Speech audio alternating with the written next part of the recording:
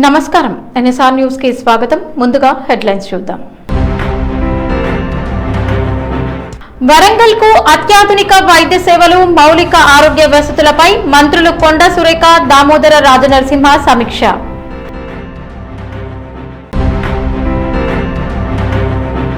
Stipend పెంచాలంటూ వరంగల్లో ఆయుష్ house సర్జన్ల సమ్మె, ప్రభుత్వానికి అల్టిమేటం.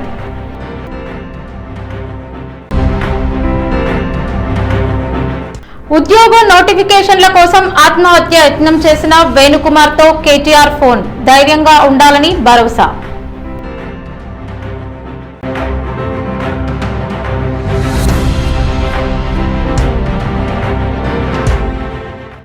ఉమ్మడి వరంగల్ జిల్లా ప్రజలకు నాణ్యమైన అత్యాధునిక వైద్య సేవలు అందించేందుకు చేపడుతున్న ఆరోగ్య మౌలిక వసతుల అభివృద్ధి పనులపై రాష్ట్ర ప్రభుత్వం కీలక సమీక్ష నిర్వహించింది. సచివాలయంలోని కార్యాలయంలో రాష్ట్ర అటవీ, పర్యావరణ, దేవాదాయ ధర్మాదాయ శాఖ మంత్రి కొండా సురేఖ, వైద్య ఆరోగ్య శాఖ మంత్రి దామోదర రాజనరసింహతో కలిసి ఉన్నత స్థాయి సమావేశాన్ని నిర్వహించారు.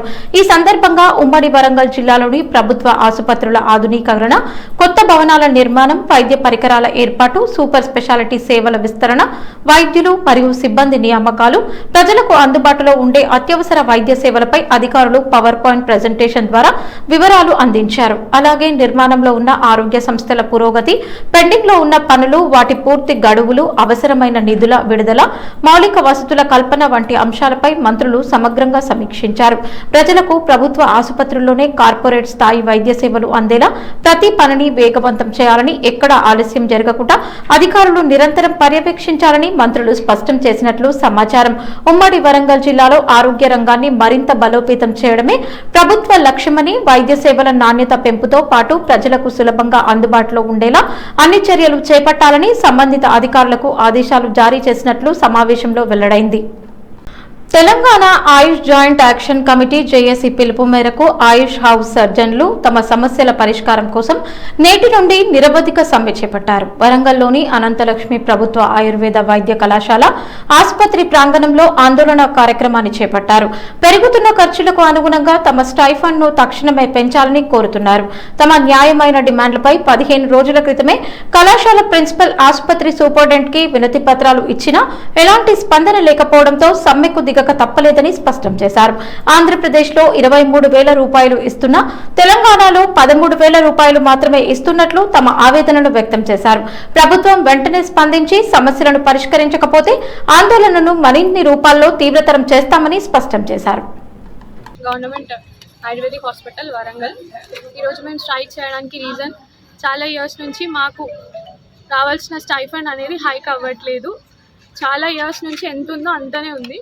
అలోపతి వాళ్ళకి మాత్రం ఎవ్రీ టైం హైక్ అనేది జరుగుతుంది. కాకపోతే ఏంటంటే మేము కూడా సేమ్ సర్వీస్ చేస్తాం, సేమ్ డ్యూటీ అవర్స్ ఉంటాయి. వాళ్ళకి ఎంత నైట్ షిఫ్ట్స్ ఉంటాయో మాకు అంతే ఉంటాయి. ప్లస్ మేము వెళ్ళి కరీంనగర్ హాస్పిటల్లో కూడా 3 months చేస్తాము. We do everything like same, అన్నీ సేమ్ చేస్తాం, సేమ్ సర్వీస్ ఉంది. మాకున్న రిసోర్సెస్లో మేము ఎంతవరకు చేయగలమో అన్నీ చేస్తున్నాం. బట్ స్టైఫండ్ మాత్రం వాళ్ళకి మాకు దగ్గరలో కూడా లేదు. అంతెందుకు ఏపీలో సేమ్ ఆయుష్ వాళ్ళకి 26,000 వస్తుంది, మాకు జస్ట్ దాంట్లో హాఫ్ 13,000 వస్తుంది.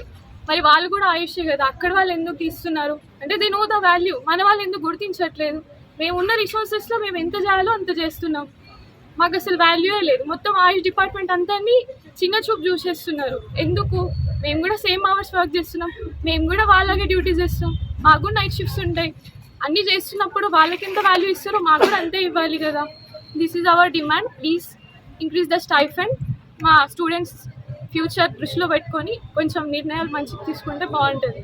ఈరోజు వరంగల్లోని అనంతలక్ష్మి గవర్నమెంట్ ఆయుర్వేదిక్ హాస్పిటల్లో హౌస్ సర్జన్లు, యూజీ విద్యార్థులందరూ కలిసి ఇక్కడ సమ్మె చేయడం జరుగుతుంది. మా మెయిన్ డిమాండ్, ఈ సమ్మె యొక్క మెయిన్ డిమాండ్ ఏంటంటే స్టైఫండ్ హైక్ కోసం.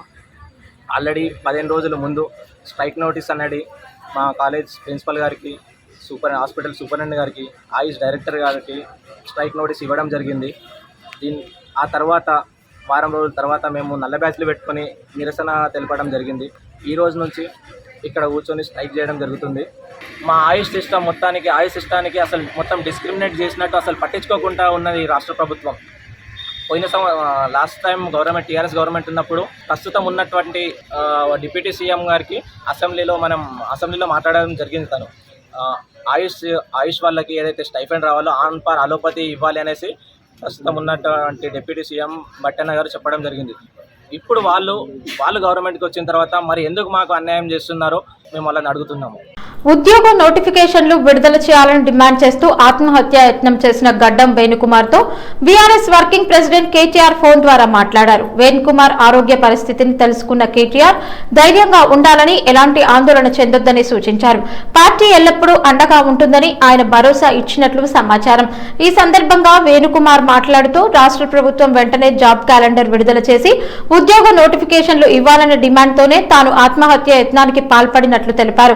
తన చర్యను వ్యక్తిగత కారణాలతో ముడిపెట్టి కాంగ్రెస్ ప్రభుత్వం దుష్ప్రచారం చేస్తోందని, అది వాస్తవం కాదని వేణుకుమార్ ఆరోపించారు. నిరుద్యోగ యువతకు ఇచ్చిన హామీలను ప్రభుత్వం నెరవేర్చాలని, ఉద్యోగాల భర్తీ ప్రక్రియను వేగవంతం చేయాలని ఆయన కోరినట్లు వెల్లడైంది. మా లాంటి నిరుద్యోగుల పరిస్థితి ఏంటి సార్? ఇది నా ఒక్కడి కోసం కాదు సార్, టోటల్ తెలంగాణ రాష్ట్ర వ్యాప్తం కోసం చేసింది సార్.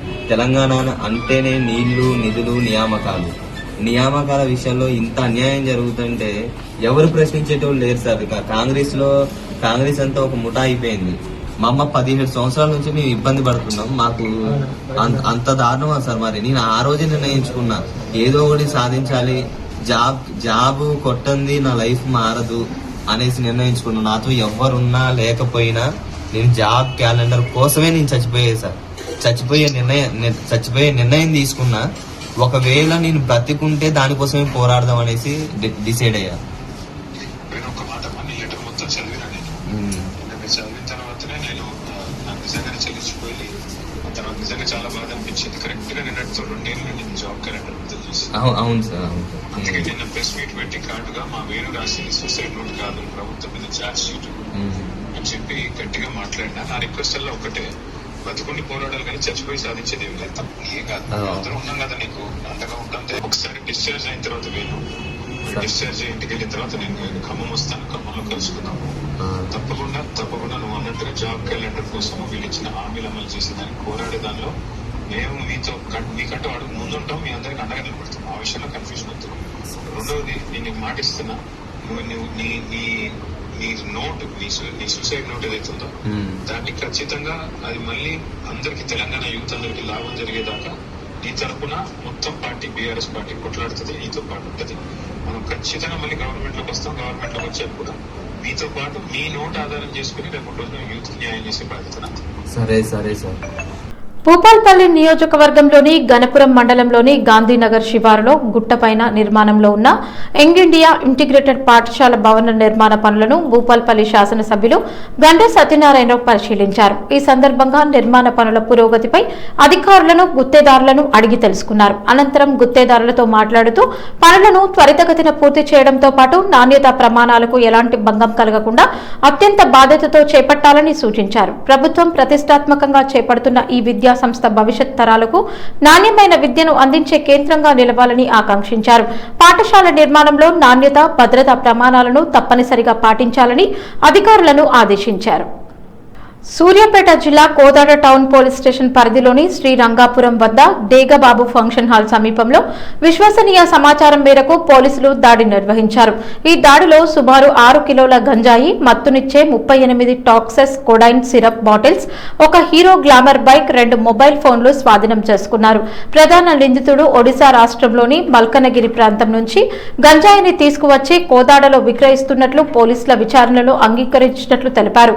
అలాగే వైరా రోడ్లోని AI Medicova medical general store ద్వారా ఎలాంటి డాక్టర్ ప్రిస్క్రిప్షన్ లేకుండానే కొడైన్ కలిగిన టాక్సస్ సిరప్ ను అధిక ధరలకు విక్రయించినట్లు దర్యాప్తులో వెలుగులోకి వచ్చింది.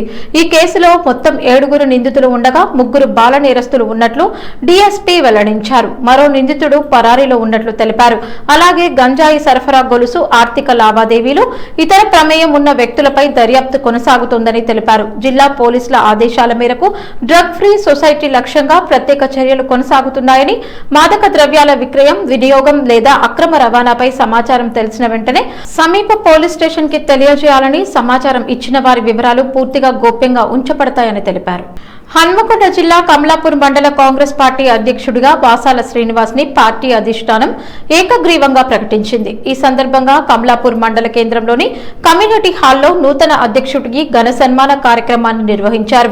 పార్టీ నాయకులు, కార్యకర్తలు పూలమాలలు వేసి శాలువాలతో సత్కరించి శుభాకాంక్షలు తెలిపారు. మండలంలో కాంగ్రెస్ పార్టీని మరింత బలోపేతం చేసేందుకు సమిష్టిగా కృషి చేయాలని ఈ సందర్భంగా నాయకులు ఆకాంక్షించారు. ఈ కార్యక్రమంలో వివిధ గ్రామాలకు చెందిన కాంగ్రెస్ పార్టీ సర్పంచ్లు, ఉప సర్పంచ్లు, వార్డు సభ్యులు, మాజీ ప్రజాప్రతినిధులు, సీనియర్ నాయకులు, కార్యకర్తలు, పార్టీ అభిమానులు పెద్ద సంఖ్యలో పాల్గొని కార్యక్రమాన్ని విజయవంతం చేశారు. నూతన అధ్యక్షుడిగా బాధ్యతలు స్వీకరించిన వాసాల శ్రీనివాస్ మాట్లాడుతూ పార్టీ అధిష్టానం తనపై ఉంచిన నమ్మకాన్ని నిలబెట్టుకుంటానని, మండలంలో కాంగ్రెస్ పార్టీ బలోపేతానికి ప్రతి కార్యకర్తను కలుపుకొని ముందుకు సాగుతానని తెలిపారు. అలాగే ప్రజా సమస్యల పరిష్కారానికి కృషి చేస్తూ ప్రభుత్వ సంక్షేమ పథకాలను ప్రజలకు చేరవేసేందుకు పనిచేస్తానని పేర్కొన్నారు. కాంగ్రెస్ పార్టీ అధ్యక్షునిగా ఈరోజు అవకాశం ఇచ్చినందుకు కాంగ్రెస్ పార్టీ పిసిసి అధ్యక్షులు మహేష్ కుమార్ గౌడ్ గారికి మరియు జిల్లా అధ్యక్షులు వెంకటరామరెడ్డి గారికి, హుజరాబాద్ నియోజకవర్గ ఇన్ఛార్జ్ ఉడతల ప్రణవ్ గారికి, మరియు మంత్రి పొన్నం ప్రభాకర్ గారికి, మరియు మంత్రి శ్రీధర్ బాబు గారికి, మరియు కొండ సురేఖ గారికి హృదయపూర్వక నమస్కారాలు తెలియజేస్తూ ఈ అవకాశం ఇచ్చినందుకు నా వెన్నండి నన్ను అన్ని విధాలా ప్రోత్సహించి ఈరోజు ఈ స్థానాన్ని కల్పించినటువంటి నా సీనియర్ కాంగ్రెస్ నాయకులకు మరియు నా కార్యకర్తలకు, నా ఎన్ఎస్ఏ యూత్ కాంగ్రెస్ ప్రతి ఒక్క కార్యకర్తకు, ప్రతి ఒక్క గ్రామ అధ్యక్షులకు, గ్రామ నాయకులకు, సీనియర్ కార్యకర్తలకు ప్రతి ఒక్క హృదయపూర్వక నమస్కారాలు తెలియజేస్తూ నాకు ఈ అవకాశం ఇచ్చినందుకు ఎప్పుడు ఎల్లవేళలా ప్రతి ఒక్క కార్యకర్తకు ఏ ఆపద వచ్చినా కానీ నేను 24 గంటలు సేవ చేస్తానని, పార్టీ బలోపేతానికి నేను కృషి చేస్తానని, పార్టీని ఇంకా డెవలప్ చేసి రేపు రానున్న ఎలక్షన్లలో పార్టీ విజయ కిరటం ఎగిరేసి ఇక్కడ ఎంపీపీ మరియు జెడ్పీటీసీ గెలిచే విధంగా నేను ప్రయత్నం చేస్తానని మీకు తెలియజేస్తూ కోదాడ నియోజకవర్గ రైతులు ఎదుర్కొంటున్న సమస్యలను వెంటనే పరిష్కరించాలని డిమాండ్ చేస్తూ మాజీ ఎమ్మెల్యే బొల్లం మల్లయ్య యాదవ్ ఆధ్వర్యంలో బీఆర్ఎస్ నాయకులు, రైతులు కలిసి కోదాడ ఆర్డీఓకు వినతి పత్రం అందజేశారు. కాంగ్రెస్ ప్రభుత్వం రైతు వ్యతిరేక విధానాలు అవలంబిస్తోందని మాజీ ఎమ్మెల్యే విమర్శించారు. కోదాడలో మాజీ ఎమ్మెల్యే బొల్లం మల్లయ్య యాదవ్, బీఆర్ఎస్ నాయకులు రైతులతో కలిసి ఆర్డీఓను కలిసి రైతుల సమస్యలపై వినతి పత్రం అందజేశారు. ఈ సందర్భంగా ఆయన మాట్లాడుతూ క్రాప్ లోన్ల రెన్యువల్లో బ్యాంకులు రైతులను ఇబ్బందులకు గురి చేస్తున్నారని, 24 గంటల నాణ్యమైన ఉచిత విద్యుత్ హామీ అమలు కావడం లేదని ఆరోపించారు. అలాగే మార్క్ఫెడ్ ఎరువుల రవాణా రాయితీ రద్దుతో రైతులపై అదనపు భారం పడుతోందని విమర్శించారు. పాత రుణాలను బేషరతుగా రెన్యువల్ చేయడం, 24 గంటల నాణ్యమైన ఉచిత విద్యుత్ అందించడం, ఎరువుల రవాణా రాయితీని పునరుద్ధరించడం వంటి డిమాండ్లతో ఆర్డీఓకు వినతి పత్రం అందజేసినట్లు తెలిపారు. రైతుల సమస్యలను వెంటనే పరిష్కరించి ఎన్నికల హామీలను అమలు చేయాలని మాజీ ఎమ్మెల్యే బొల్లం మల్లయ్య యాదవ్ రాష్ట్ర ప్రభుత్వాన్ని డిమాండ్ చేశారు. కోదాడ నియోజకవర్గంలో ఈరోజు పంట పొలాలు నెర్రెలు బాసి ఎడారిని తలపిస్తూ ఉంది. దీనికి కారణం సాగునీళ్ల కోసం నింపాలని జూన్ 25వ తారీఖున నాగార్జున సాగర్ నుంచి నీరు విడుదల చేస్తే పక్క జిల్లా తుమ్మల నాగేశ్వరరావు తీసుకుపోతాడు, నల్గొండ జిల్లా నాయకులు మౌనం వహిస్తారు. ఈ జిల్లాకు ప్రాతినిధ్యం వహించి ఆ శాఖకి బాధ్యత వహించే మంత్రి మౌనం ఈరోజు రైతుల పాలిట శాపంగా మారింది, పాపంగా మారింది. చాలని కరెంటుతోని ఈరోజు రైతులు ఇబ్బంది పడుతూ ఉన్నారు. ఎప్పుడు వస్తుందో ఎప్పుడు పోతుందో తెలియని ఈ కరెంటు వల్ల ట్రాన్స్ఫార్మర్లు కాలిపోతున్నాయి. ట్రాన్స్ఫార్మర్లు అల్లియటానికి తీసుకుపోయిన ఆ ట్రాన్స్ఫార్మర్లు సకాలంలో ఇయ్యక నెలల తరబడి అందులోనే పెట్టుకుంటున్నారు. కరెంటు లేక మోటార్ల కాడ నిరీక్షణ చేసే పరిస్థితి రైతులకు వచ్చింది. కాబట్టి ఇప్పటికైనా ప్రభుత్వం రైతుల గురించి ఆలోచించాలి.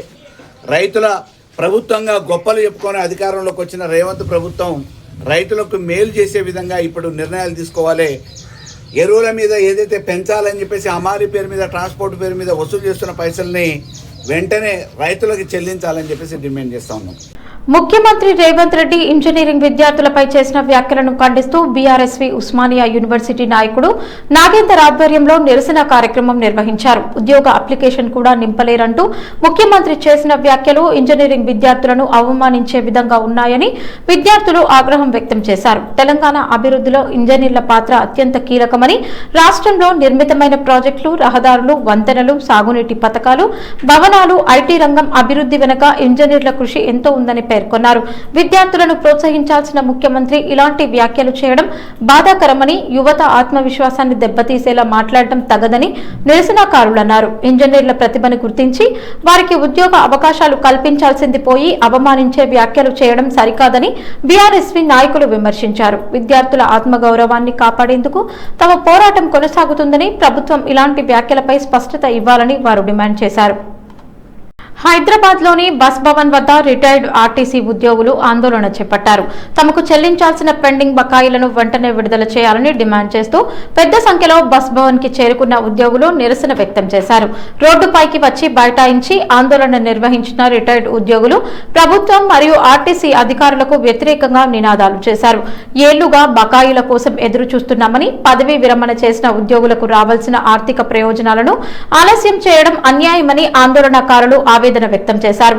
వెంటనే పెండింగ్ బకాయిలను విడుదల చేసి రిటైర్డ్ ఉద్యోగులకు న్యాయం చేయాలని వారు ప్రభుత్వాన్ని డిమాండ్ చేశారు. నిరసనతో బస్ భవన్ పరిసరాల్లో కొద్దిసేపు ఉద్రిక్త పరిస్థితులు నెలకొనగా పోలీసులు అక్కడికి చేరుకుని పరిస్థితిని అదుపులోకి తీసుకువచ్చారు. రిటైర్డ్ ఉద్యోగుల డిమాండ్లపై ప్రభుత్వం సానుకూల నిర్ణయం తీసుకోవాలని వారు కోరుతూ తమ ఆందోళన కొనసాగుతోందని స్పష్టం చేశారు.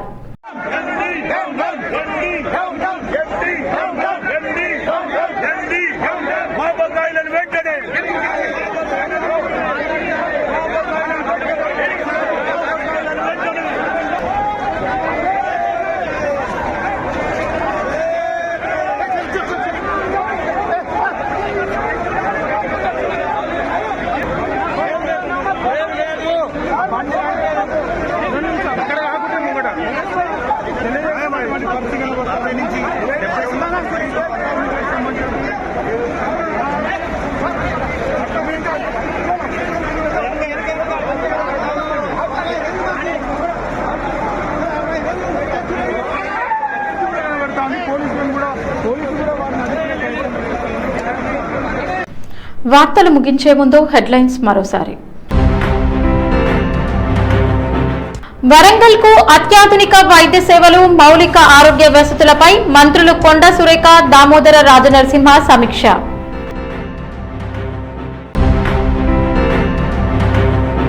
స్టైఫండ్ పెంచాలంటూ వరంగల్లో ఆయుష్ హౌస్ సర్జన్ల సమ్మె, ప్రభుత్వానికి అల్టిమేటం.